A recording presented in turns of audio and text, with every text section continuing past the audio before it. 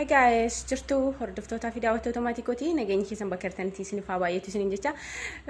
Guys, guyyaa dheengaddaa dhugaa rabbi dubbachuuf shaayii danfaatu narra jigee ture. Harka kootiin akka nama kirajii yeroo qabuyyuu fasassi yoo jedhe miila koo narrumatti jige jechaadha. Annaa san narratti jige namni garaan irra jiru numa dhuga mitiire. Shaayii dhuguu yeroo deemuyyuu burcuqqoo buufadhee xinnoo ishee gimmaasha burcuqqoodhaa dhugee maal abbaa ishii dhugaayyuu nan jiksaa jedhee yeroo jiksuudhaaf dhufuun mootiyyuu harka koo irratti illee gilbixxi yoo jedha shaayiin danfaan narra jigee harka koo irratti illee jechuudha. Lakunoo harki koo isinitti beeksisa hidhee tayyaadha. Kunoon lalaalame naannawa kana jechuudha.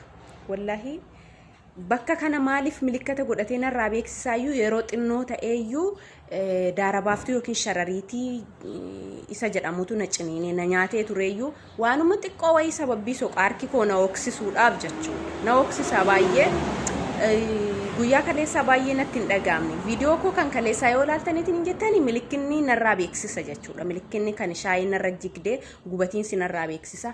Haa beeksisu malee guyyaa kaleessaa baay'ee natti hin dhagaamne baay'ee na oksisu. Har'ammoo akkamitti akka na oksisu halkan guutuu fooqaan bulee har'allee na oksisa. Sana booddee faarmaasii deemee faarmaasitti agarsiise qorsa wayii fudhadheen dhufeeyyuu wallaahi harki koo kalukaa caalii jechuudha. Harka kootu na oksisa. Sababbiin isaa lukti koollee na dhiisa jechuu miti na oksisa sunillee na gubata. Kan lukaa caali maaf harki na oksisa iyyuu waan kana dura sharariitiin na ciniintee turte sanii baqa sababbii suuqee keessa deemee na nyaata jechuudha dhugaa rabbi. Laalamee waan inni fakkaatu. Akka nama intinaa wayii kokkutee wayii jechuudha. Bashitaa wayii kokkuteetitti narraa beeksisa. Kaameraa irra isin beeksisuu dhabuu danda'a wallaahi. Ana garuu na beeksisa laala. Na beeksisa. Normaalii jechuudha.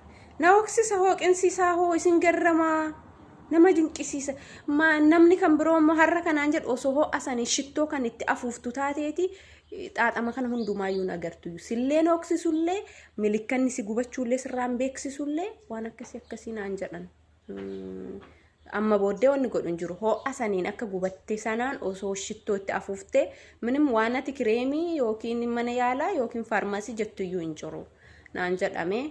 Enggak doain aku dah gua Rabbi bayi na oksisa wante efiu. Akan apa yu abdin kawan inshallah Rabbi jera. Akka sinagatti ola jechu barbadeti.